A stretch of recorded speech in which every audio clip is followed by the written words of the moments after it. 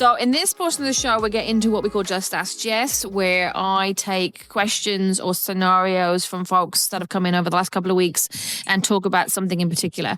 And this week, I actually had 3 things come in that were very similar in the cause of the issue. So I'm going to talk about the 3 of them because they're all to do with conflict of interest. So we've had a situation this week where we had an individual who is involved in the request for proposal RFP process, who actually had a relationship with one of the bodies who put in a proposal and didn't disclose it. We had a situation where an employee had a relationship with a new client brought into an organization and didn't disclose it. And we had a situation where somebody that was on a hiring committee involved in recruiting somebody for a position actually had a relationship with one of the candidates and didn't disclose it. And so all of those 3 things can happen actually fairly often. They're all related to disclosure of conflict of interest. And conflict of interest is an interesting thing that we don't necessarily always think about in organizations or think about putting the prep work in to kind of prevent them from happening. Most of the time, when we're involved in those types of scenarios, I would say it's not intentional. So it's not that the person woke up in the morning and said, I'm not going to tell you about this relationship. For the most part, it comes from a lack of understanding about what we mean by conflict of interest, a lack of understanding of how that might apply in their role, or sometimes just not really understanding the significance of the relationship they have and how that might actually affect what's going on in the organization. So like I live and work in Newfoundland, it's a small community. The likelihood is you know a lot of people. Therefore, if you're doing hiring, the chances are you know a lot of the people that might put in an application. And people don't always think about the difference in those types of relationships, whether or not you're friends with somebody, whether that makes a difference. And because you know that you're quite capable of interviewing and you know you're quite capable of kind of separating in your own head, you think it's not necessarily an issue or a big deal, and we don't bring those things forwards. But all of those situations can cause issues for the organization, whether it's reputational or some allegation or accusation of bias in a process. Those are the things that we're trying to avoid.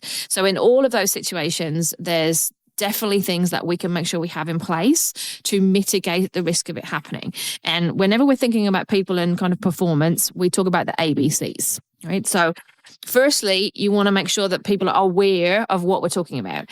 So just saying the words disclose or declare conflict of interest does not mean that somebody truly understands what you mean by conflict of interest or how it applies. So that's the first thing. Then you want to make sure that they really are motivated and care about a conflict of interest policy or practice. And that's about understanding the risks and the issues and the consequences involved. Once we understand the consequences of something, then our motivation level goes up. Then you want to make sure they know what to do in those situations. And then you're going to need to remind them. Because as much as we love saying, yes, we did onboarding and everybody signed their policy, I'm going to ask most of you if you can remember half of the policies you signed when you joined an organization. The chance is probably not. So for the things that are really important in organizations, we need to be reminding people of them on a regular basis through different means. So there's a few things on that basis we would recommend organizations have in place. The first is making sure you actually have a conflict of interest policy. It spells out what a conflict of interest is, what you do and when it should show up, what you should do if one shows up, and it kind of brings out in the open the whole conversation. So there's no worrying about, should I say something, should I not say something, what do I do, how do I do it? You take all of that off the table with a policy. So get everybody to read the policy first.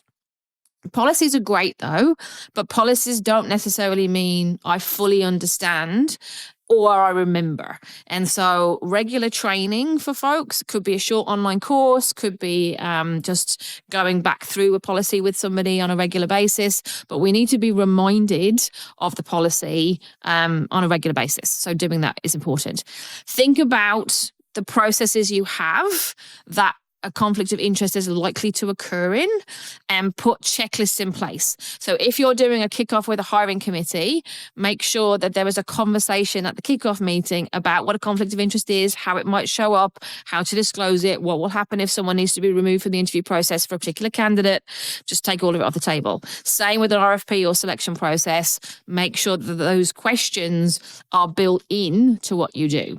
And then you can also consider doing something like a disclosure forum where people actually actually fill in information about the relationships they have and kind of more formalize those things. Now, that won't prevent something from happening at some point, because people are human beings. Somebody will still do all of that, and somebody somewhere will still think it's okay. Oh, I wasn't thinking about it, didn't put two and two together. But you will reduce the vast majority of issues by having the structures in place. And then when you do have those structures in place, at least when an issue occurs, there is a clear policy that outlines what you do in those circumstances. So the person knows that you're treating them fairly and equitably based on the policy, not based on the situation at hand. So that's what we would recommend generally in conflict of interest situations like this. Make sure you've got those things in place. And then as you have issues occur, hopefully you won't have many, but as something comes up, do you need to tweak, adjust, change, augment the policy and training that you're doing to take into account the new situations as they show up? If you've got any questions about conflict of interest pieces, feel free to get in touch. We are looking at adding a conflict of interest overview course to our short course catalogue, so that should be available by the end of the year.